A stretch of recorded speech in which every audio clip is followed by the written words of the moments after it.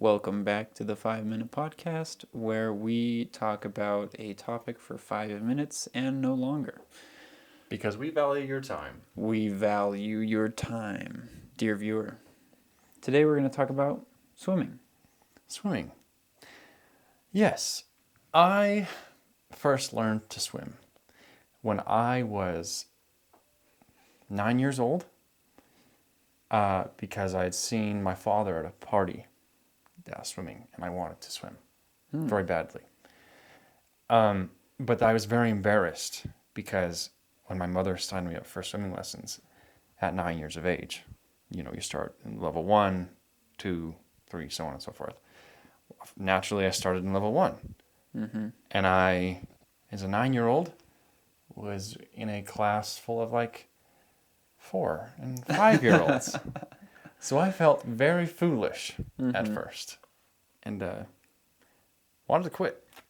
But I'm glad, honestly, I started later because I retained the information. Yeah. So I don't know. Kind of helped me out. Casual, positive, Yeah. right there. Yeah. Well, how did you learn to swim? So, I didn't take swimming classes, Oh. but for a couple of summers, my parents would take us to a swimming pool that was designed as follows. On one end, it would be like a beach entrance where it would start from inches of water and gradually get deeper until you got to the 6 foot section. And then it would wrap around, and on the other side of this U-shaped pool, there was the diving boards. Mm-hmm. So as I was younger, I would start on the pool side, running into the water, playing battle with my brother, and seeing who could go deeper into the water.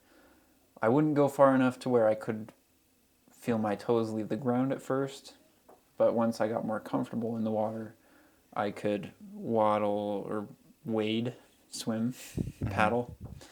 And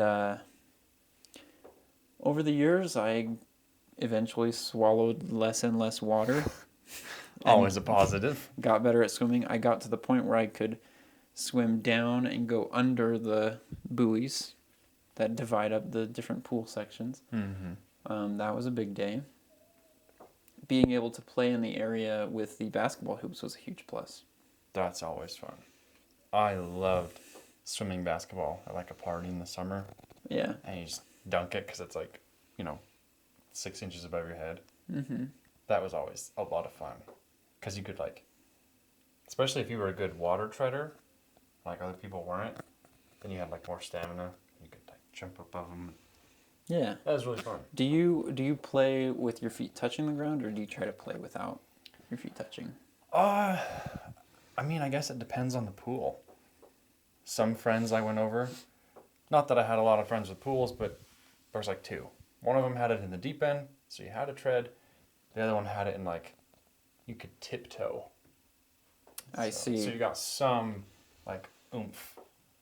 What about you? What's your preference? I mostly remember playing with up to the ribs with water, That's a good spot. where it slows you down, right? You're not gonna be breaking ankles, but